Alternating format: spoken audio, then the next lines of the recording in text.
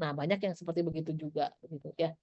Karena memang tadi biasanya pilihannya itu adalah homogen, jadi serumpun hampir sama begitu ya.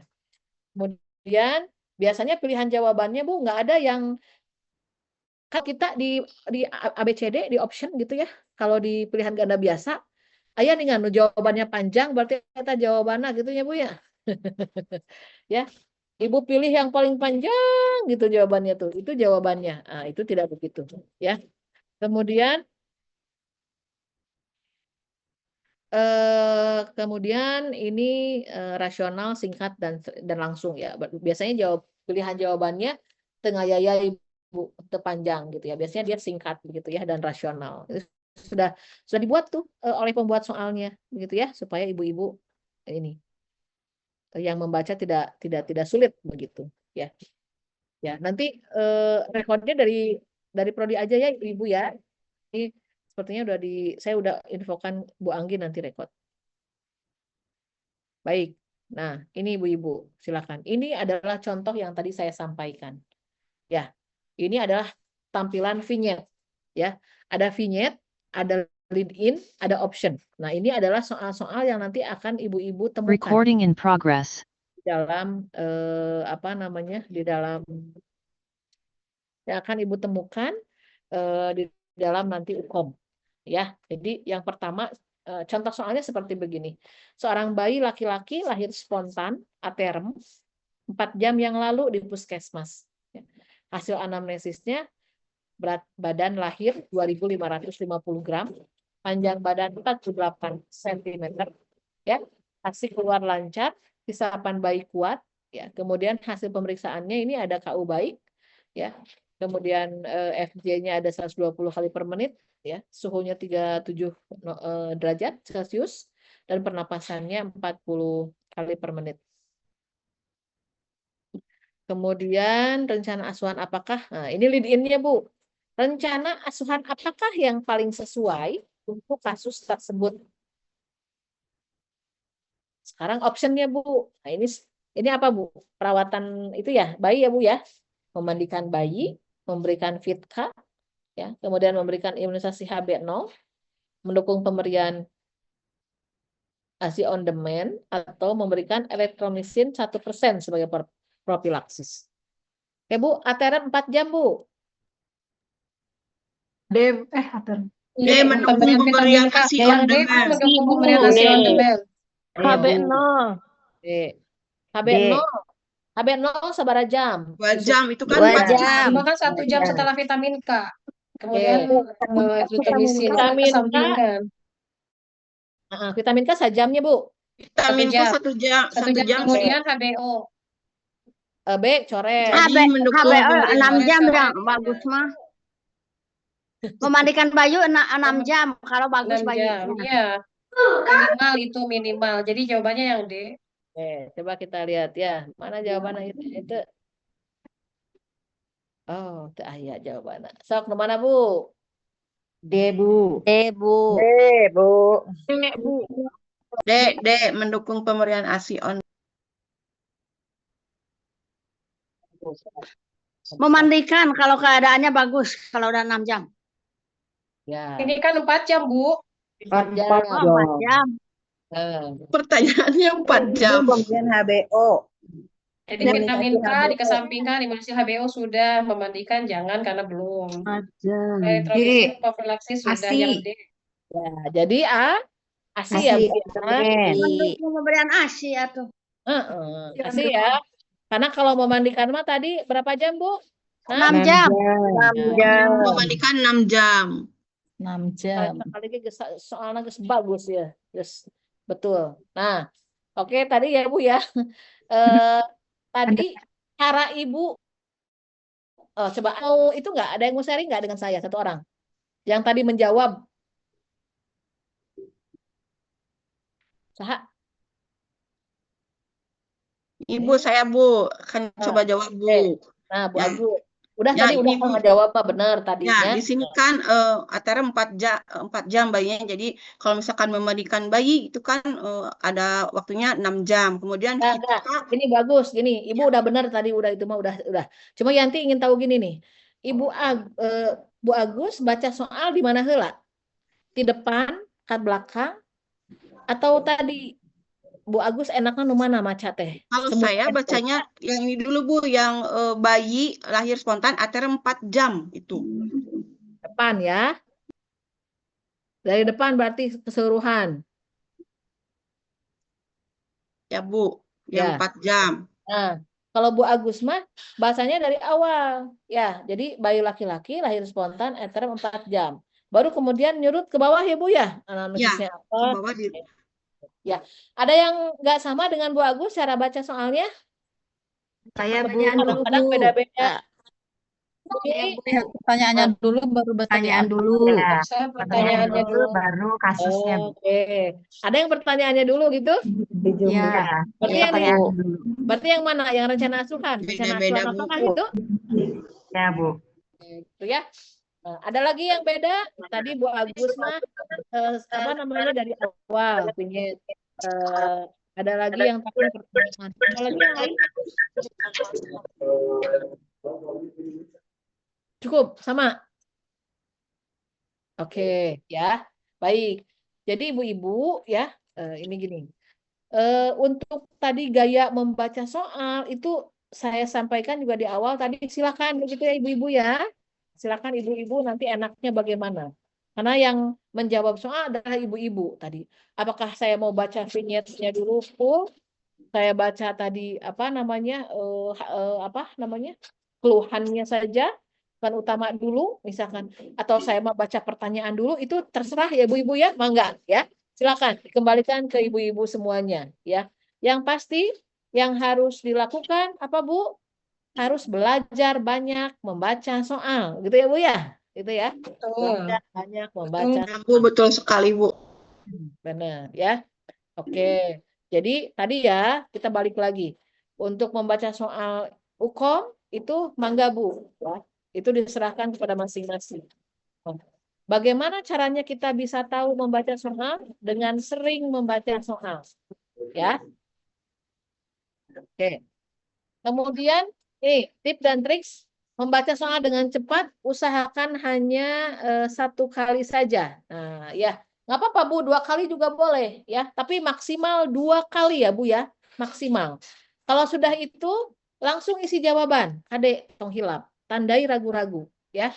Kemudian kalau misalkan ini kira-kira soalnya sulit, udah tadi ikuti aja insting kita ya. Udah pasti ada insting itu. Ini si Gana A ya. Udah langsung aja isi ya. Nah, kemudian tinggalkan. Bu, nanti di apa namanya di layar komputer ya. Itu ada yang namanya apa? Ada yang namanya jam.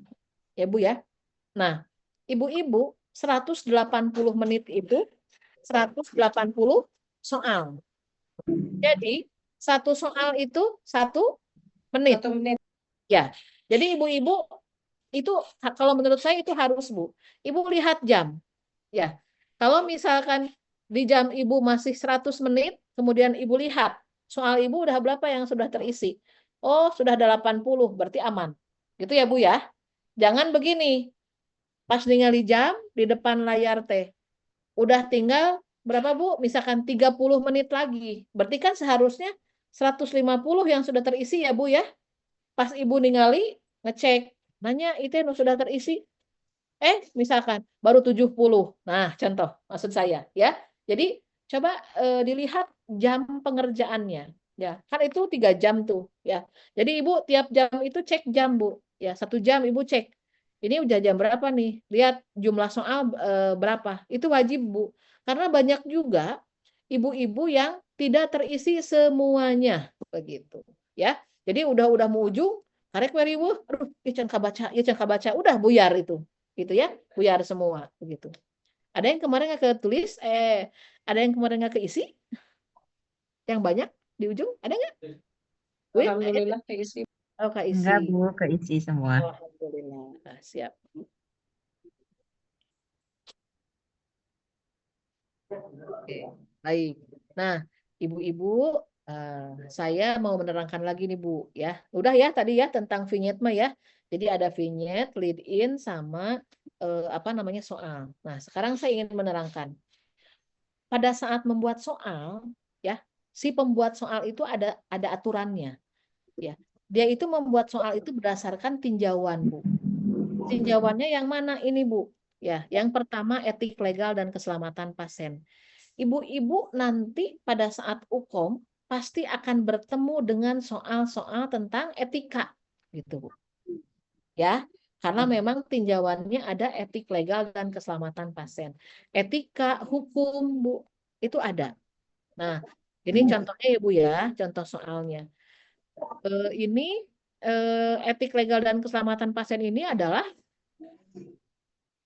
berperilaku yang menunjukkan sikap profesional, ya, dalam melakukan praktek kebidanan yang aman dengan berpedoman pada standar profesi dan kode etik. Nah, berarti ibu-ibu, wah Bu, harus dibaca-baca soal-soal kode etik, ya. Apa Bu namanya Bu? Kalau dulu mah Bu, konsep kebidanan ya, kalau ibu mah ya, konsep kebidanan.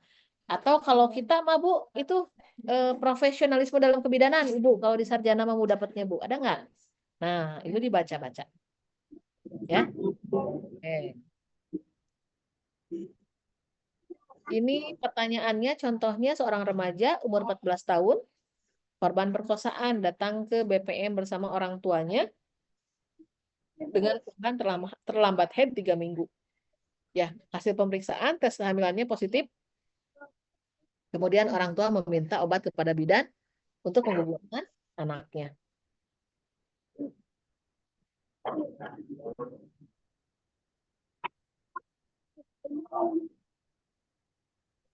Oke. Kemudian pertanyaannya, read in-nya, sikap apakah yang paling tepat ya pada kasus tersebut? Nah, sikap siapa ini teh? Ya, sikap bidan maksudnya, ya. Pilihan jawabannya merujuk ke dokter SPOG, menolak untuk memberikan obat, menggali lebih dalam permasalahannya, menyetujui permintaan orang tua, atau konseling tentang kehamilan. Oke, nggak apa-apa Bu, nggak usah dijawab ya. Ini mah hanya contoh soal aja. Ya, ini adalah contoh soal etik legal dan keselamatan pasien. Ya, nanti ibu-ibu kan akan bertemu dengan dosen-dosennya ya. Misalkan dengan saya, bayi baru lahir gitu ya, bayi balita. Nanti ada siapa lagi? Ada yang etika, ada persalinan, ada kehamilan. Nah, nanti didiskusikan saja nanti dengan dosen etik legal nanti ya untuk soalnya. Podasi kumahaya. Kemudian yang kedua Bu, ya, soal-soalnya itu adalah soal-soal tentang komunikasi efektif gitu.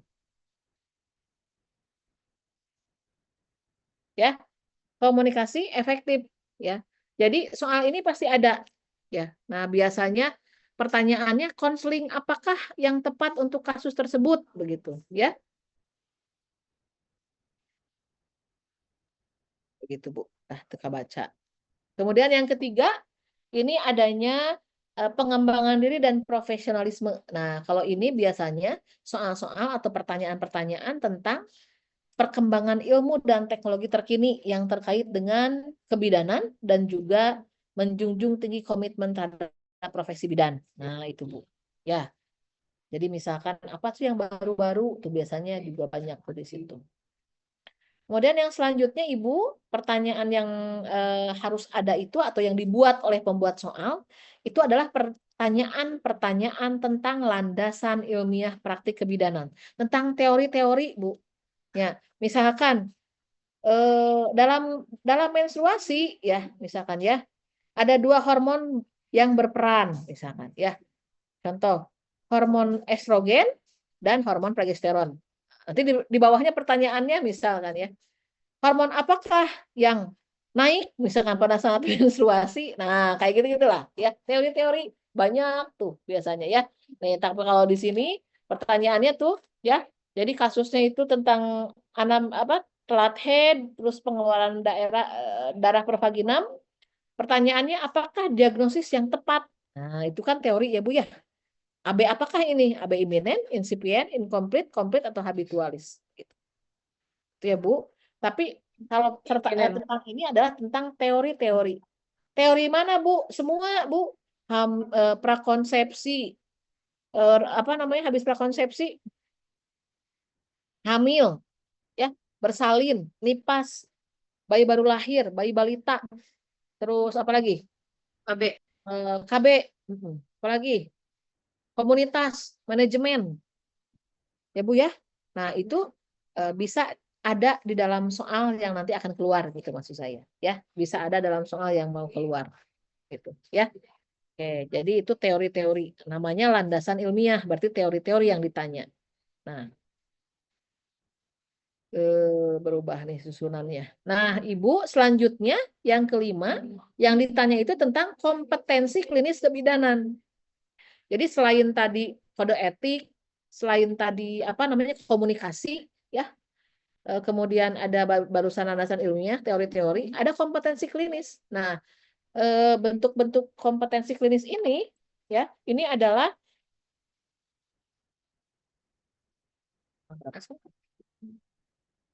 bentar, Bu.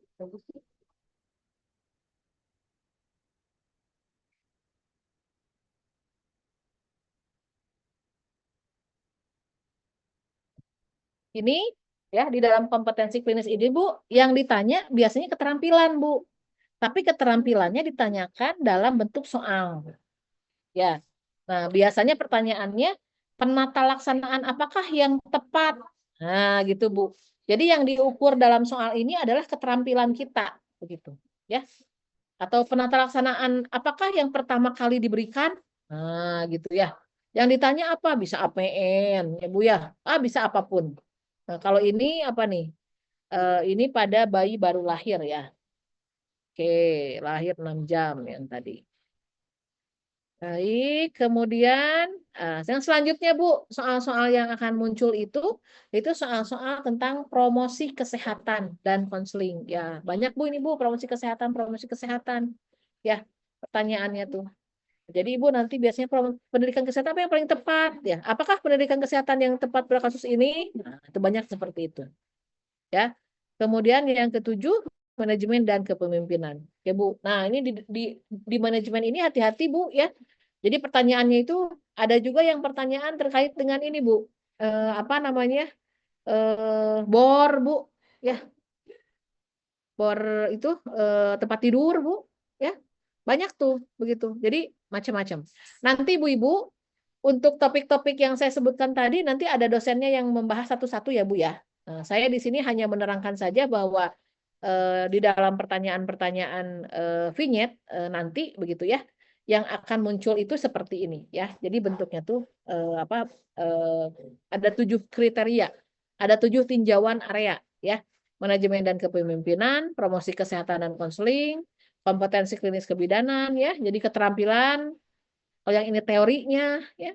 Kalau ini pengembangan diri dan profesionalisme. Nah, ini biasanya program-program ya, teknologi, ilmu yang terbaru pertanyaannya. Komunikasi efektif, kemudian juga etik legal. Nah, begitu Ibu-ibu untuk sekilas dulu ya tentang apa namanya bagaimana itu soal vignette ya pada uji kompetensi yang akan nanti kita apa namanya lalui. Gimana Bu? Sudah kebayang dulu tadi ya? Jadi saya tadi menerangkan terkait dengan tips dan triksnya ya Bu ya. Sudah ya Bu ya? Trik dan triksnya mudah aja, nggak banyak-banyak. Tadi hanya berapa tadi? 1, 2, 3. Ya. Jadi baca hanya 1 kali, paling banyak 2 kali. Gitu. Ya. Kemudian apa lagi? Isi langsung ya Bu ya. Isi langsung. Kemudian kalau ragu-ragu, langsung tandai ragu-ragu. Gitu. Ragu-ragu. Tidak boleh ada yang dilewati ya Bu ya, atau tidak terisi tidak boleh. Ya, 1 menit 1 soal, gitu ya Bu ya, 1 menit 1 soal, supaya semua jadi kilah kenwe pokoknya maka nggak tahu juga apakah betul apakah salah kalau diisi mah. Kalau tidak diisi kan sudah pasti itu nilainya 0 begitu. Ya, baik. Sebentar. Bentar.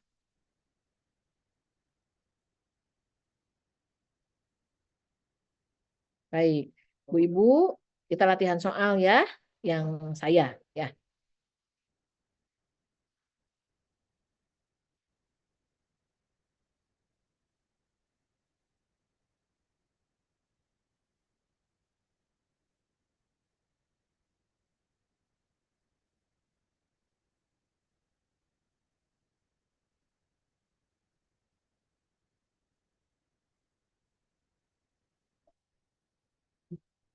Baik,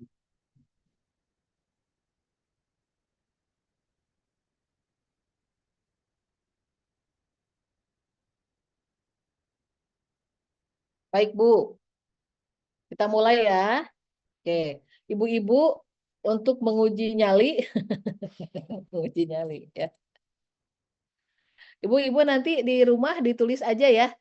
Misalkan saya apa nanti jawabannya A, oh berarti saya benar 1 gitu ya Bu ya.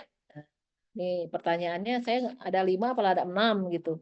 Jadi nanti dari soal yang saya buat sekarang kita latihan sekarang. Nah ibu-ibu ini yang benar berapa berapa gitu ya.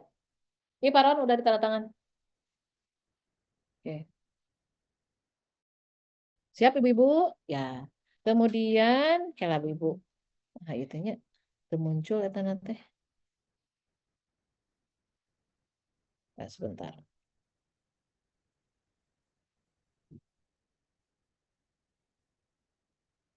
Ya, baik. Pertanyaan pertama. Oke. Ibu, ini soalnya ya. Kita coba ya. 1 menit nih, Bu. Mangga ibu-ibu baca dulu, Bu.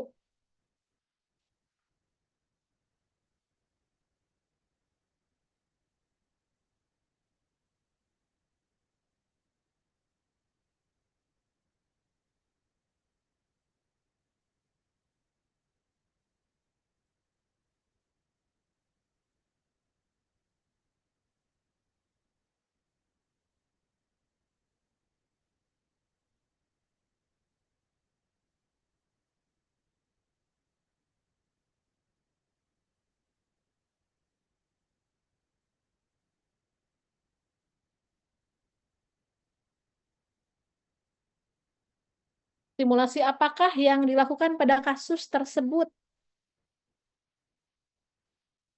Oke, waktunya habis, Bu. Apa, Bu? Jawabannya?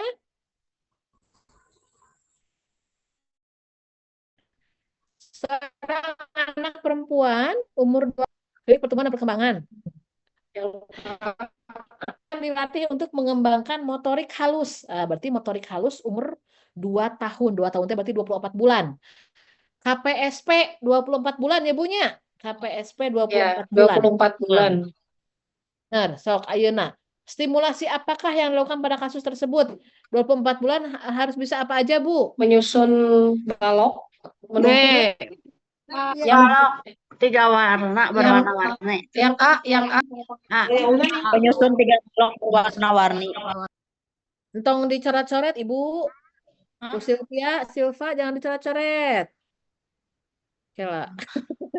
Bisa sih. Oh, dicoret-coret, Bu Silva.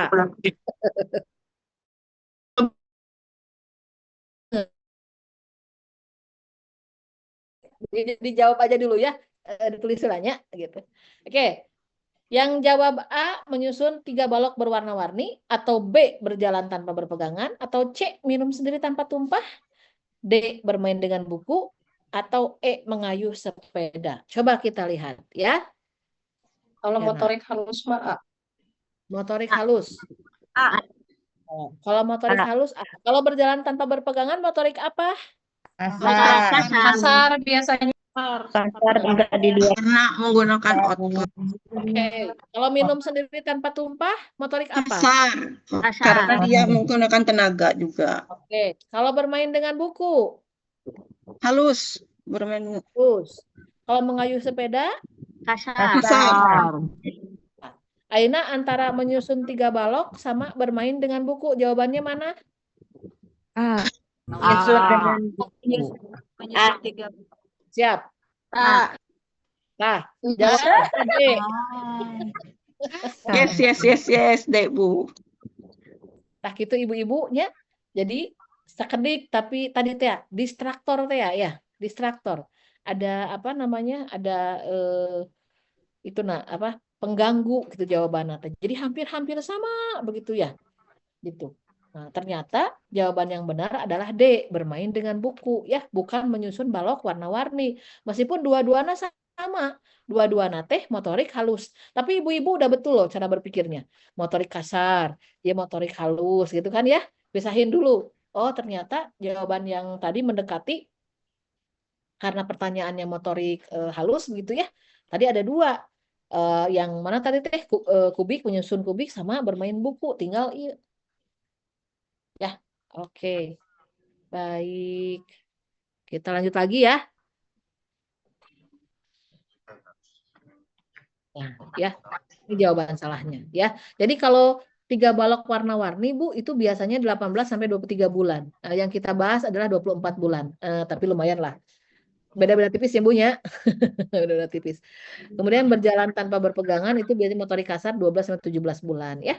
Minum sendiri tanpa tumpah ini 18 sampai 23 bulan ya. Kemudian mengayuh sepeda ini motorik kasar ya tadi seperti Ibu sampaikan 24 sampai 35 bulan.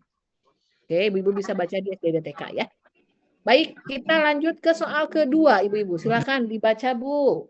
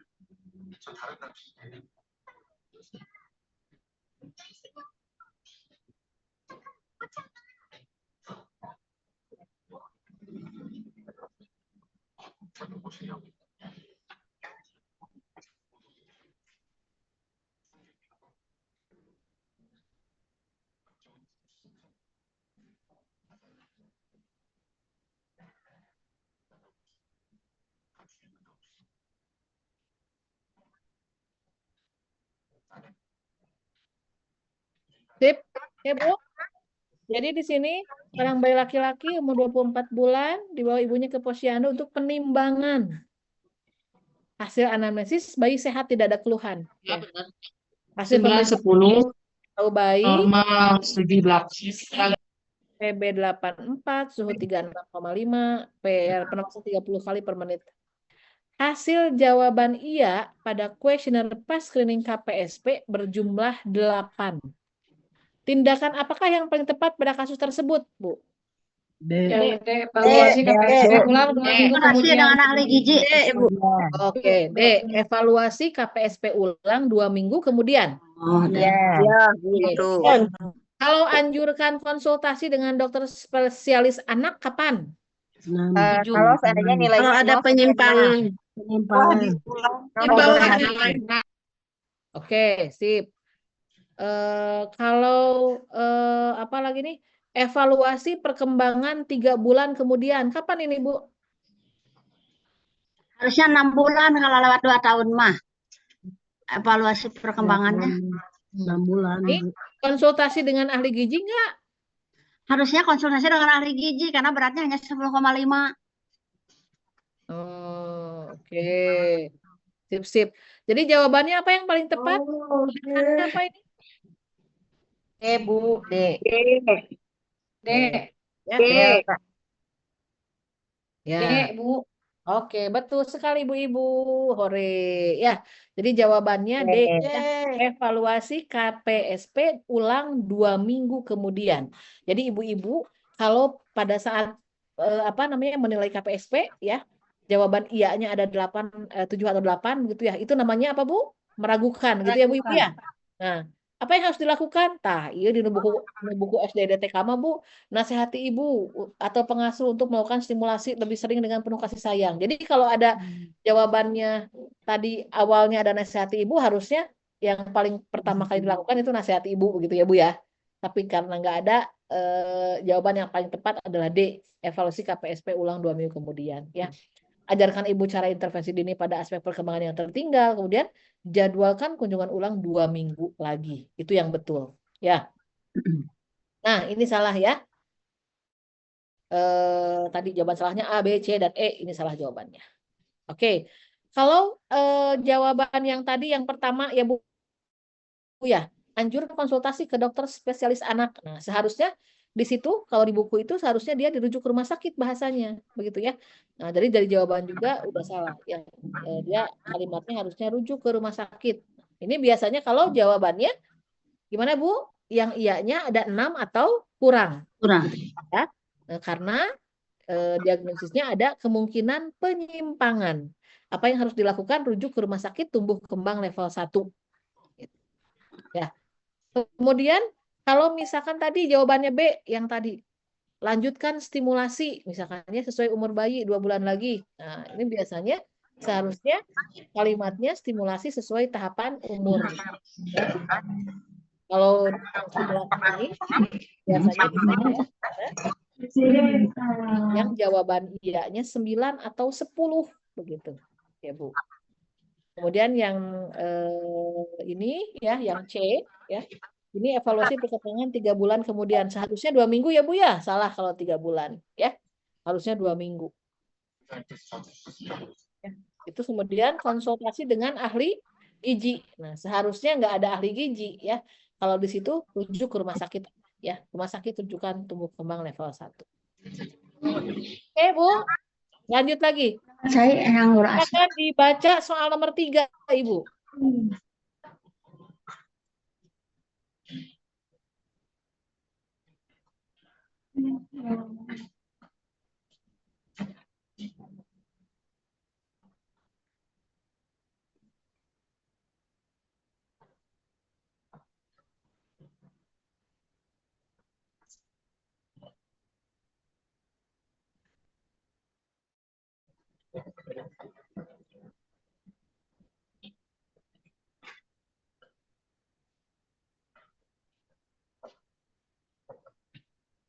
Oke.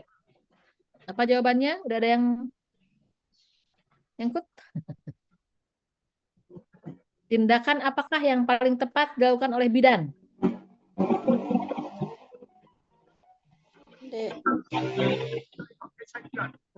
Apa ibu-ibu? A, B, C, D atau E? Konsultasi gizi enggak? Konsultasi ke spesialis gizi. Oke, ada yang D. Apalagi Bu? Yang E. Yang E. Segera rujuk ke rumah sakit.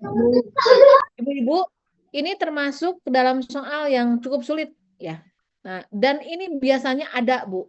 Setiap uji kompetensi, setiap UKOM, soal ini ada ya. Maksud saya itu bukan berarti soalnya persis begini, tidak.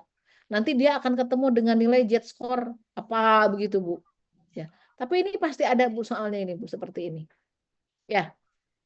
Oke, kita lihat. Nah, ini ya. Jawaban benarnya C, Ibu-ibu. Ada yang betul tadi menjawab?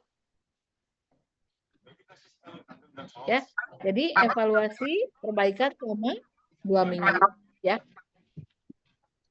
Jadi harus ditentukan dulu ya. Kalau menurut rumus ini disebut dengan gizi kurang begitu ya. Nah, ini nanti dibaca lagi ya Ibu-ibu ya, yang ini ya. Yang ini baca lagi. Ini agak ini termasuk ke dalam yang sulit ini. Udah habis. Ini termasuk yang sulit begitu.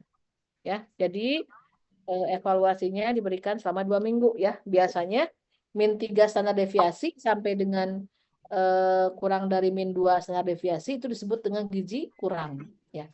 Lakukan asuhan nutrisi pediatrik, evaluasi selama 2 minggu. Bila tidak ada perbaikan, segera dirujuk. Ya. Mana itu?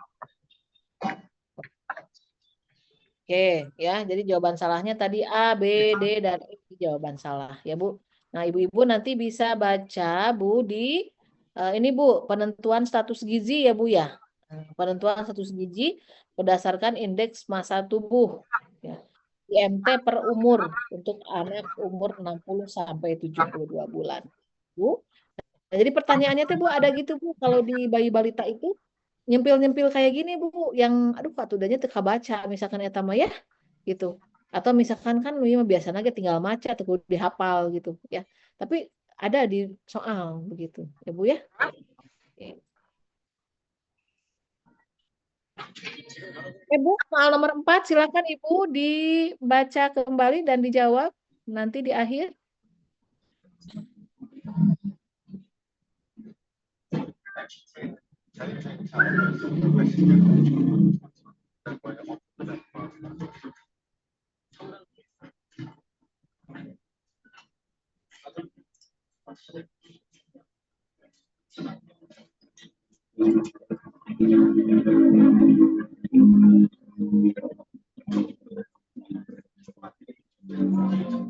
Ya, Bu. Bayi umur 2 bulan dibawa ibunya ke puskesmas dengan keluhan diare. Diare sejak 2 hari, Bu. Hasilnya, Bu, ya, keluhannya, Bu, bayi rewel, frekuensi BAB-nya 5-6 hari. 5-6 kali per hari. Konsistensinya cair, bayi mau menyusu. DO-nya, Bu, pemeriksaan objektifnya apa? Taunya baik. Ya. Apa yang harus kita sikapi? Cubitan perutnya kembalinya lambat, gitu ya Bu ya. Cubitan perut kembalinya lambat, itu bukan harus disikapi. Dasi, Bu. Ya. Apa jawabannya Bu? Rujuk bayi ke RS. Bu. A, ya, C, E. Rujuk, Kita lihat Bu. ya. Nggak ada hidrasi bisa A. Tapi nggak ada hidrasi bisa rujuk. Jawabannya adalah Udah apa Bu? 37,5 Bu. Berikan oralit. Berikan oralit. Nah, nu leres teh warna. Ya, Bu. Aya nu leres Bu, Iya saralah sih. ya, sip, mantap. Bu, kadenya eta si apa namanya teh MTBS di angus deui tah nu aralit-aralitna teh Bu, di nu soal teh aya masa abdi teh. Tas tadu nu SDI DTK itu aya. Itu tergolong pada soal yang sulit Bu, karena kan aya teh di sela-sela ya. Kayaknya kita nggak ada tuh keluar soal tapi aya Bu nu kieu teh. Ya. Nah, jadi tadi Ibu terdapat 2 atau lebih tanda begini nih, gelisah, rewel, mata cekung, cubitan perut kembali lambat. Nah ini ya yang harus di apa namanya di note ya. Jadi ibu-ibu nanti lihat keluhannya apa nih yang khas begitu Bu ya. Dia adalah diare, dehidrasi ringan atau sedang begitu ya. Nah bagaimana ininya apa namanya penata laksanaannya, rujuk segera ya. Kemudian nasihati agar bayi tetap diberikan jika memungkinkan ya. Lakukan asuhan dasar bayi muda, nasihati, apalagi kunjungan ulang ya. Tapi kalau misalkan ada kasus seperti ini itu berikan oralit. Di rencana terapi A-nya itu berikan oralit gitu. Mananya itu? Ya. Nah, penanganan dehidrasi ringan atau sedang pada balita muda, tangani sesuai rencana B. Rencana B itu pemberian oralit. Jadi diberikan oralit dulu sebelum dirujuk gitu Bu. Jadi yang kalau diare-diare, pertanyaan diare-diare Bu, pokoknya oralit dulu baru dirujuk gitu ya. Jangan dirujuk tanpa diberikan dulu oralit ya. Jadi oralit dulu. Ibu-ibu nanti baca. Itu sumbernya ibu-ibu ya, MTBS-nya nanti dibaca. Oke Bu? Oke. Tadi kalau jawaban salahnya ya, kalau yang beri ASI lebih sering dan lama itu terapi A ya, diare tanpa dehidrasi Bu. Kalau lanjutkan MPASI itu terapi A juga Bu untuk diare tanpa dehidrasi ya. Kemudian berikan tablet zinc. Nah, kalau pada bayi muda Ibu tidak memberikan tablet zinc ya kalau pada bayi muda. Tapi kalau pada MTBS ya, pada bayi itu ya sakit. Kalau ini tadi yang kita bahas adalah MTBS ya, bayi muda. Kemudian rujuk bayi ke rumah sakit ya. Ini kalau diare dehidrasi berat. Nah, itu tadi kita belum berat. Ya. Oke. Ya Bu ya. Nanti dibaca lagi Bu. Mana yang termasuk diare dehidrasi berat, diare dehidrasi ringan atau sedang ya. Diare tanpa dehidrasi ya. Nah, ini gejala-gejalanya nanti Ibu lihat kembali ya. Ini harus dibaca dan dihafalkan. Oke Bu, soal terakhir gitu ini kalau tidak salah nomor 5. Silakan Bu dibaca. Seorang bayi baru lahir laki-laki usia 6 hari dibawa ke rumah sakit ya. Bayi lahir laki-laki usia 6 hari. Settingnya rumah sakit. Bayinya rewel. Muntah Ibu. Fesesnya berwarna pucat agak keabuan. Ya. Hasil pemeriksaannya suhu bayi 38 derajat Celcius. Palpasi abdomen ditemukan pembesaran di perut bagian kuadran kanan ya. Ikterus pada kulit berarti kuning. sklera, dan juga bawah lidah. Kemungkinan diagnosis pada kasus tersebut adalah, enggak Bu, apakah A, apakah B, apakah C, D, atau E? Khasnya apa Bu nih khasnya? Anamnesisnya bagaimana? Muntah, feses, berwarna pucat, agak keabuan. Dan feses berwarna itu pucat. Obstruksi biliaris. Apa Bu? Obstruksi? Biliaris. Biliaris. Ada lagi yang jawab yang lain? Oke, ya betul ya. Obstruksi biliaris karena kalau fesesnya pucat, agak keabuan itu khas banget itu obstruksi biliaris ya. Ini termasuk ke dalam tipe apa Bu? Soal teori ya Bu ya yang tadi itu landasan ilmiah ini soal teori ini ya. Obstruksi biliaris penyebab tersebatnya saluran empedu sehingga tidak dapat mengalir ke usus untuk dikeluarkan. Karena gejalanya, fesesnya benar-benar pucat agak keabuan, pembesaran di perut bagian kuadran kanan, ikterus pada kulit, sklera, dan bawah lidah. Ya, kalau kolestatik jaundice ini bayi lemah tidak mau menetek, ya, fesesnya berwarna pucat atau terang Bu, ya. Nah itu khasnya, ya. BAK-nya warnanya gelap. Kalau sindrom Lemel ini penyakit kuning obstruktif karena yang disebabkan oleh diverticula duodenum intramural yang gejala khasnya dia kuning aja, nggak ada tapi hubungannya dengan feses gitu Bu. Kalau atresia duodeni ini kelainan bawaannya ya penyumbatan usus kecil ya, muntahnya berarti Bu. Kalau atresia duodeni itu bukan fesesnya tapi dia muntahnya kehijauan. Ya. Kalau hepatitis tentulah hepatitis mata kulit kuning ya, fesesnya biasanya warnanya pucat gitu ya. Bayi malas minum dari bagian perut.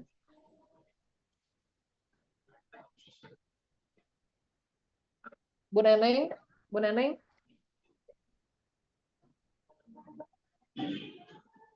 Lanjut ke soal ayat keneh jadi. Bu baca deh Bu.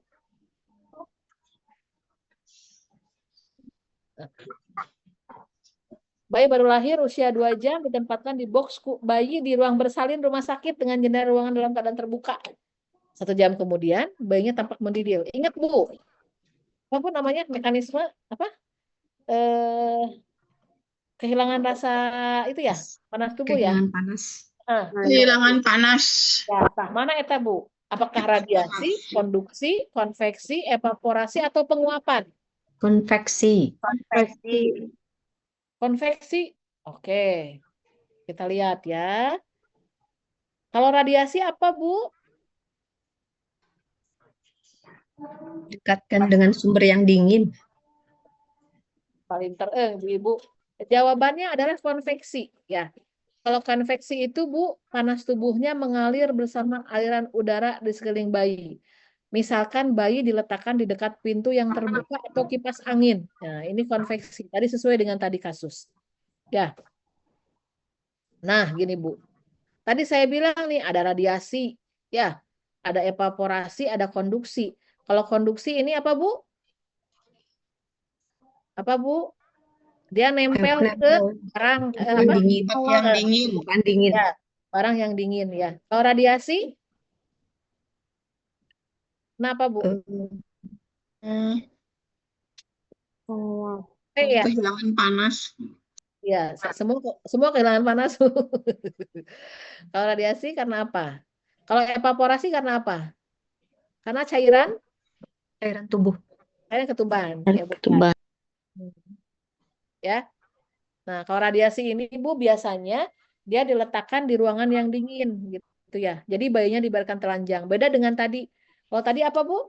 Kalau tadi mah di dekat apa ada udara ya Bu ya? Gitu ya. Aliran udara.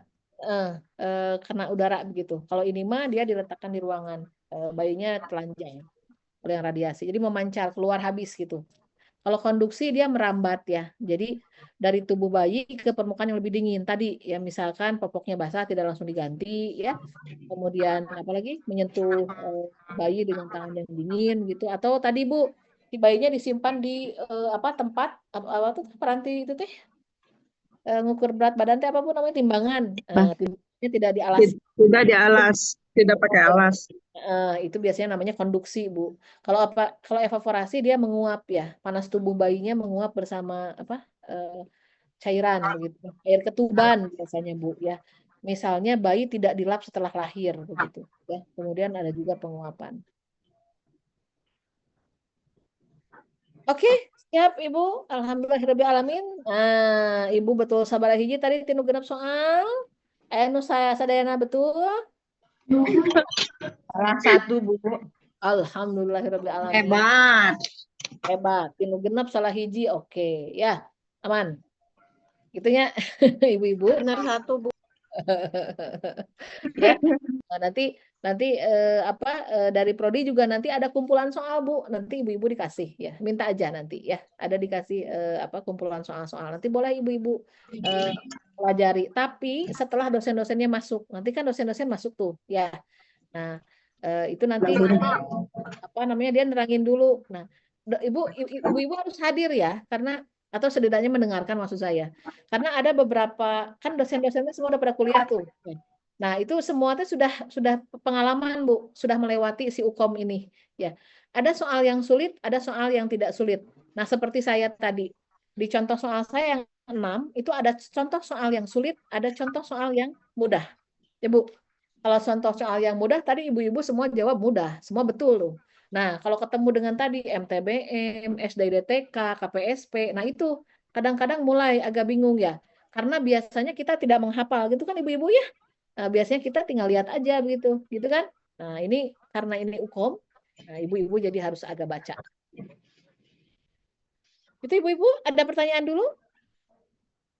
Jadwalnya udah ada kan ya? Untuk ibu-ibu bidan yang lain, untuk ibu-ibu dosen yang lain? Ada ya? Udah ada, Bu, jadwalnya, Bu. Apa nama? Pantengin ya. Ente on cam tidak masalah, yang penting ibu dengar begitu ya. Dengar aja. Ada yang mau ditanyakan? Ada yang mau didiskusikan? Ibu PowerPoint-nya dibagiin nggak, Bu? Kayaknya ya, diminta aja ke Bu Rosita ya. Kalau tidak salah PowerPoint-nya mah enggak, tapi soalnya dikasih Bu siapa? Bu Silva. Soalnya dikasih. Buat latihan ya, Bu ya. Ya, kalau soal dikasih Bu, buat latihan ada bank soal. Ibu-ibu nanti dikasih soal. Jadi ibu-ibu buat baca gitu. Tapi setelah kita selesai semua masuk ke ibu-ibu. Sami-sami. Aduh, ya tata ibu. Bu Dokter Puspa mangga atuh bade sharing soal. Sami tacan pengalaman, Bu. Subhanallah. Masih belajar juga dari Ibu. Hatur nuhun pisan, Ibu. Sami ke WA manawi ibu aya naon namina teh bang soal. Siap, hatur nuhun. Oke, ada lagi ibu-ibu nu sanes? Daya. Oke, mangga hatur nuhun kalau begitu ya ibu-ibu ya. Insya Allah dengan tadi bekal kurang hiji aja salah satu ya ibu-ibu sudah poinnya udah 5 nih di neonatus bayi balitanya. Udah seberapa persen tah? Tenang. Insya Allah lulus semuanya ibu-ibu ya. Hatur nuhun tadi jangan lupa